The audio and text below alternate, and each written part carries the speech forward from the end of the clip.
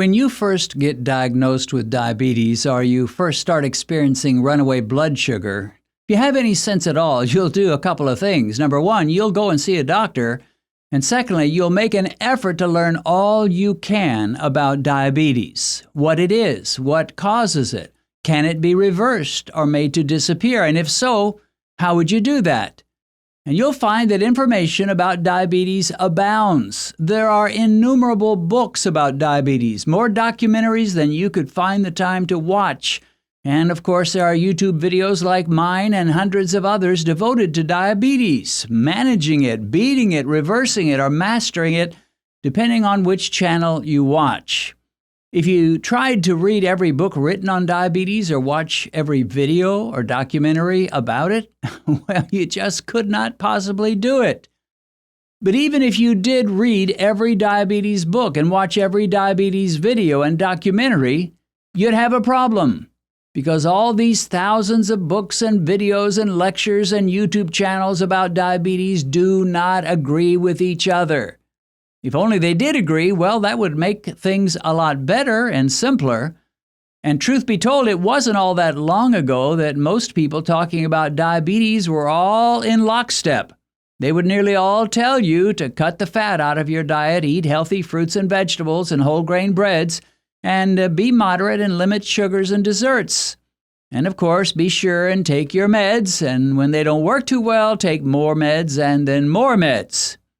It sounded reasonable, and most diabetics tried to do as they were told, but they gradually got worse and worse, suffering amputations, kidney failure, blindness, and festering sores and ulcers that never healed. And many died way too early. Today, there's a much wider disparity between various schools of thought about diabetes. Now, I've watched quite a few videos on this subject, as well as making over 500 videos myself. I've read numerous books, and I've had the experience of overcoming runaway blood sugar in my own life. I have formed some pretty strong conclusions, and I will admit I have my own biases in this area, primarily because of what I discovered that has worked so beautifully in my life over the last 21 years. But that doesn't keep me from watching more videos and reading more books on the subject. I'm a student as well as a teacher, and I'm always eager to learn more and pass it on to you. And by the way, you should try to catch the videos I'm posting on Sundays these days as I share from various books that I've read on how to beat diabetes. Just by going back and watching the Sunday videos that I posted starting around mid-June of this year, you could probably learn most of what you need to know to beat diabetes, at least in my humble opinion, as I share from various doctors and diabetes researchers about what it takes to lower blood sugar and insulin levels in your body. But in this video, I want to talk with you about what is good and what is bad, about the many approaches and many and various ways to deal with, manage, or beat diabetes. And there are a lot of different approaches. We'll talk about the pros and cons, but let's just start with a few of the pros that you'll probably hear or read in almost any book, any documentary or video series about diabetes. In other words, the areas where we can all agree and where those truths are just about irrefutable. First, whatever you read or watch, almost everybody's going to tell you that diabetes is on the increase. There's no argument about that, and that in itself is pretty telling, since medical professionals were pretty sure way back in the mid-'80s they had locked down the proper approach and methodology to dealing with diabetes. They did not encourage you to think you could ever beat or reverse diabetes, of course, back in those days, but they felt that by cutting your fat intake and eating more fruits and vegetables and whole grain breads and laying off the sugar and junk foods, you would do better and last longer than you otherwise would. And they were not really and totally wrong. This low-fat, high-nutrition diet was several notches above the way most people ate before getting diabetes, and it did help them some, just not too much. Another thing that we can almost all agree on is that in almost any diabetic method you study and research, everybody's going to tell you to do away with sugar. Whether you eat vegan or carnivore, low-carb or Mediterranean, everybody says sugar is to be avoided. and I am convinced there's no doubt about it, this is absolutely true. Nearly every diabetic plan will also tell you that you're going to have to make some changes. And I agree, they're right about that. But where the problem is they do not all agree as to which changes should be made.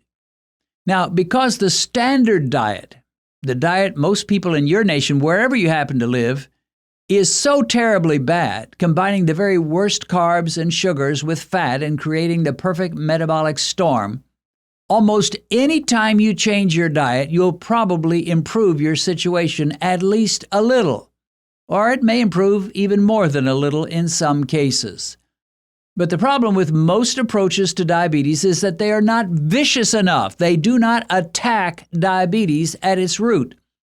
They will often talk about healthy eating or healthy diets, but they don't get very specific about what that looks like oftentimes. And they rarely address the elephant in the room, which is carbohydrates of any and every kind.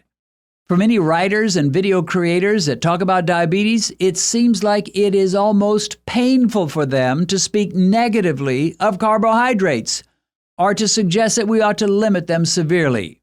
They'll talk about seeking out foods that are lower on the glycemic scale and avoiding the ones that are higher on the glycemic scale, but they somehow can't quite bring themselves to say slash those carbs from your diet. Many are so obsessed with the idea of nutrition, they would never suggest that fruit is a problem for diabetics, even though it is. They may tell you to be moderate in eating fruit, but for many, even that mild suggestion is too painful for them to say or admit. They would rather mouth platitudes about healthy eating and moderation in portion size. There is one ultimate question that determines how good or bad any diet or approach to dealing with diabetes is, and that question is simply this: how's it working for you? We have two powerful tools that can give us a very clear answer to that question. One is our little glucose meter, and the other is the A1C test we get done in a lab.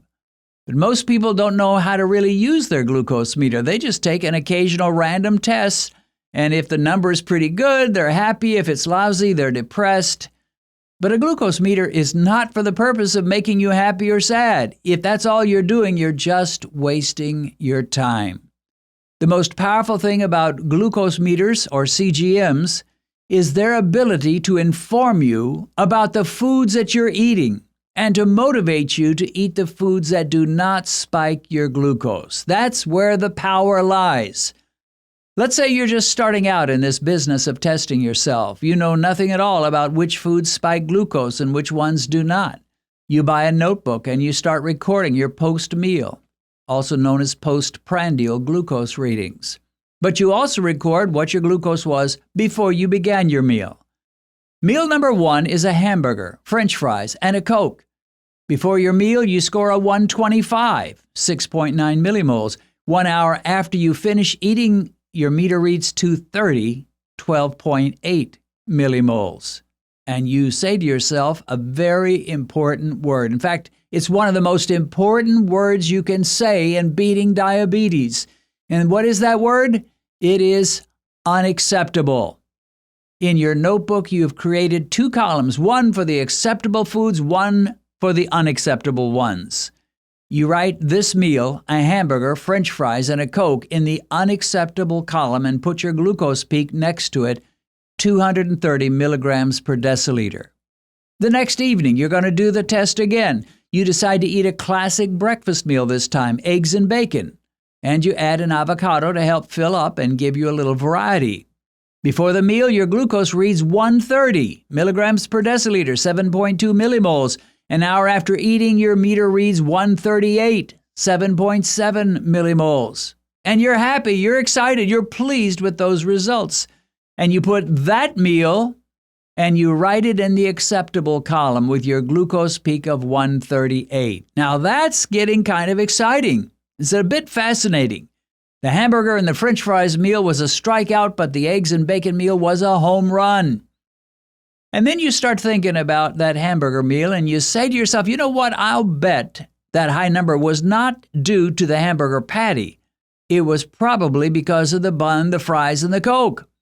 What if I go ahead and eat another hamburger patty, but this time I leave off the bun and eat a salad instead of the French fries, and then I'll have some iced tea with a lemon wedge and a splash of liquid Splenda instead of the Coke? I wonder how that would work. And so you eat that meal. You have a pretest of 124, 6.9 millimoles. 1 hour after eating, your glucose reads 128, 7.1 millimoles. Wow, and double wow. This is getting exciting. And now, guess what? You're off to the races, testing various foods and combinations of foods and seeing how your body and your blood sugar reacts to them.